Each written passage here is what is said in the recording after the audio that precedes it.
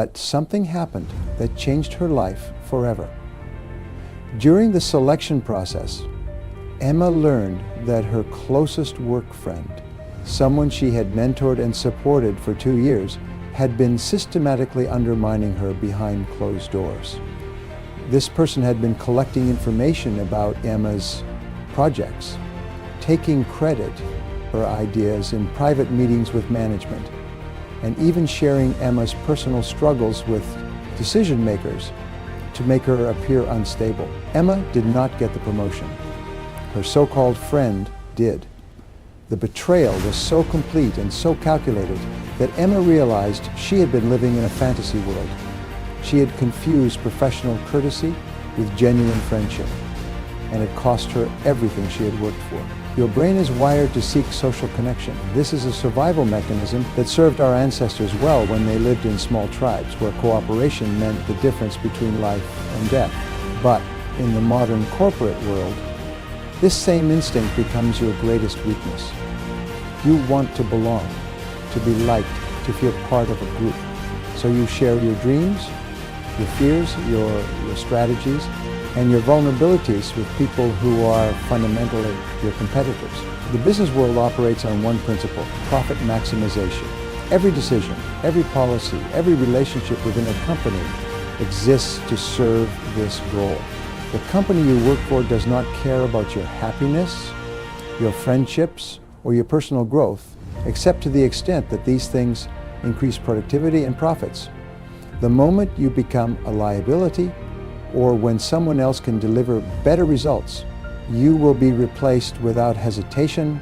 Those team-building exercises, company picnics, and open office designs are not about building genuine relationships. They are carefully designed psychological tools to create an illusion of family and friendship while maintaining a competitive environment where only the strongest survive.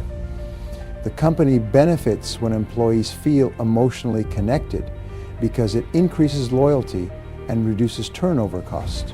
But make no mistake, this is a business strategy, not a gesture of genuine care. When you depend on others for your success, you give them power over your destiny. Every time you rely on a colleague to support your ideas, every time you expect a work friend to put in a good word for you, every time you trust someone else to protect your interests, you are gambling with your future. The odds are never in your favor because their primary motivation will always be their own advancement.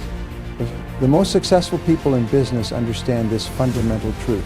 They take complete ownership of their careers. They do not wait for recognition from others or depend on colleagues to validate their worth. They build their own reputation, create their own opportunities, and control their own destiny. They understand that self-reliance is not loneliness, it is power. This does not mean you should be rude or antisocial. Professional success requires you to work with others, to be personable and collaborative. But there is a crucial difference between being friendly and being friends.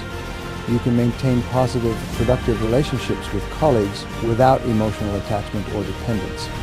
You can be the person others enjoy working with while keeping your guard up and your interests protected. The workplace is filled with people who will smile at you while planning your downfall. They will offer help while gathering information to use against you. They will celebrate your small wins while secretly hoping for your major failures. This is not because they are evil people. They are simply playing the game according to its real rules, while you might still be playing according to the fantasy rules you were taught. Your career success depends entirely on your ability to see this reality clearly and adapt your behavior accordingly. The moment you stop looking for friends at work and start focusing on building your own unshakable foundation, you will begin to see opportunities that were invisible before. You will make decisions based on strategic thinking rather than emotional attachment. You will protect yourself from betrayal because you will never put yourself in a position where betrayal can destroy you. The harsh truth is that in the professional world you are alone. But this isolation is not a weakness. It is your greatest strength. When you stop depending on others and start depending entirely on yourself, you become unstoppable. You become the person who creates opportunities instead of waiting for them. You become the person who controls outcomes instead of hoping for favorable treatment from others. This is where your real journey begins, not with the false comfort of workplace friendships, but with the powerful realization that your success is entirely in your hands. Now that you understand the surface reality, let me take you deeper into the psychological forces that drive every interaction in your workplace. What you see in those conference rooms and cubicles is just the tip of the iceberg. Below the surface, there is a complex web of competition, manipulation, and survival instincts that would make a nature documentary look tame. James thought he had found the perfect mentor. Patricia was a senior vice president who had taken him under her wing when he joined the consulting firm. She invited him to important meetings, gave him high visibility projects, and seemed genuinely invested in his development. James trusted her completely. He shared his career goals, his concerns about other team members, and even his long-term plan to eventually start his own consulting practice. Patricia nodded encouragingly, offered advice, and praised his ambition. Patricia said, "The only rule in becoming wealthy on your own is to..." What James did not know was that Patricia was systematically sabotaging every project she assigned to him. She would give him incomplete information, set impossible deadlines, and then criticize his results in front of senior management. When James finally landed a major client presentation, Patricia scheduled a conflicting meeting for key stakeholders, ensuring the presentation would fail. She was not helping James grow. She was positioning herself as indispensable by making sure no one beneath her could threaten her position. The revelation came when James accidentally overheard Patricia talking to another executive about how she was managing James's expectations and ensuring he would not become competition for future promotions. The woman he had trusted as a mentor had been orchestrating his failure from day one. She saw his potential and made a calculated decision to neutralize the threat he represented to her own career advancement. This is how the human brain operates in professional environments. Every person you work with is running constant calculations about threats and opportunities. They are assessing your strengths, identifying your weaknesses, and determining how your success or failure affects their own position. This is not conscious malice. This is evolutionary psychology playing out in modern office buildings. Your colleagues have inherited the same survival instincts that kept your ancestors alive in hostile environments. The part of their brain that once watched for predators and competitors for food and shelter is now watching for colleagues who might get the promotion they want, the recognition they crave, or the resources they need. The stakes might seem lower than life and death, but to the primitive brain, career threats feel just as real and urgent. This creates what psychologists call a scarcity mindset. In most workplace environments, there are limited promotions, limited budgets, limited recognition, and limited opportunities. When 10 people are competing for one management position, 9 people must lose for one person to win. This mathematical reality shapes every relationship and every interaction, even when people are not consciously aware of it. The smile you receive from the colleague who just heard about your successful presentation is often masking resentment or calculation. They are wondering what your success means for their own prospects.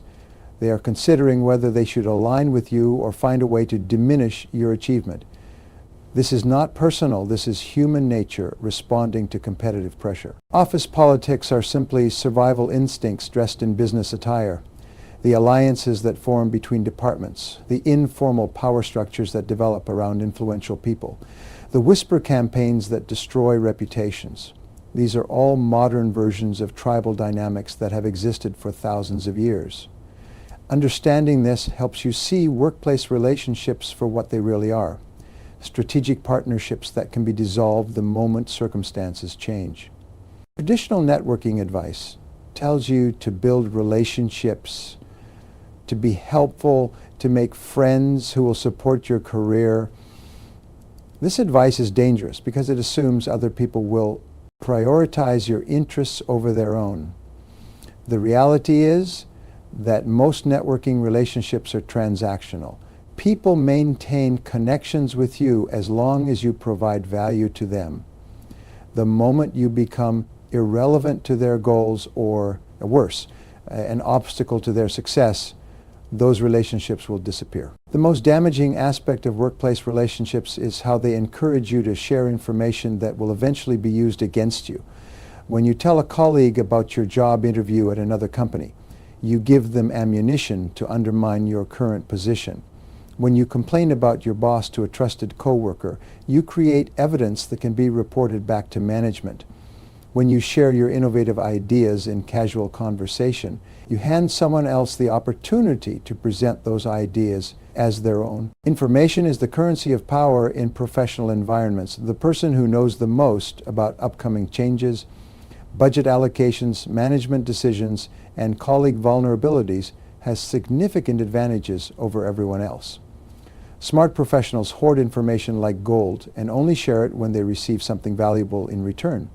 Meanwhile, trusting employees give away their most valuable assets for nothing more than the temporary illusion of friendship. Your personal struggles become weapons in the hands of ambitious colleagues. The divorce you are going through, the financial pressures you are facing, the health issues in your family. These human experiences that you might naturally want to share with sympathetic coworkers become evidence of your instability or distraction. While you are looking for support and understanding, others are calculating how your personal challenges might affect your professional performance and whether this creates opportunities for them to advance. Even your successes can work against you when shared with the wrong people. The promotion you are excited about, the client relationship you have built, the new skills you have developed. These achievements can inspire jealousy, trigger competitive responses, or motivate others to find ways to diminish your accomplishments. The natural human desire to celebrate with others becomes a strategic mistake that gives competitors insights into your strengths and progress. This is why the most successful people maintain strict boundaries between their professional and personal lives. They understand that vulnerability is a luxury they cannot afford in competitive environments. They share information strategically, form alliances carefully, and never mistake professional courtesy for genuine friendship. They operate with the understanding that everyone they work with is ultimately looking out for their own interests first, and they structure their behavior accordingly. The psychology of workplace dynamics is complex, but the lesson is simple. Everyone is playing to win, and they are willing to sacrifice your success to achieve their own. Understanding the reality of workplace dynamics is only the beginning. The real power comes from building an unshakable foundation that makes you immune to the games others play. When you create a fortress of success based entirely on your own capabilities and strategic thinking, you transform from a vulnerable target into an unstoppable force. Lisa learned this lesson the hard way after being passed over for promotion 3 times because of office politics and colleague sabotage. She made a decision that changed everything. Instead of continuing to play by the traditional rules, she decided to build her own empire. Lisa started developing consulting skills during her lunch breaks, took online courses in the evenings, and began building relationships with clients outside her company. Within 18 months, she had quietly built a consulting practice that generated more income than her corporate salary. The day Lisa handed in her resignation, her former colleagues were shocked. They had been so busy plotting against each other for internal promotions that they never noticed Lisa was building something far more valuable. While they fought over scraps, she had created her own feast. The woman they thought they had defeated had actually been preparing for victory on an entirely different battlefield. This is the power of the self-sufficient mindset. When your success does not depend on anyone else's approval, recommendation, or support, you become truly free. You stop worrying about office politics because they become irrelevant to your goals. You stop seeking validation from colleagues because you measure success by your own standards. You stop playing defense and start playing offense. Self-sufficiency begins with developing skills that make you irreplaceable. Not irreplaceable to your current company, because no one is truly irreplaceable in any organization, but irreplaceable in the marketplace. When you possess knowledge, abilities, and expertise that create value wherever you go, you hold all the power in every professional relationship. You become the person others need, rather than the person who needs others.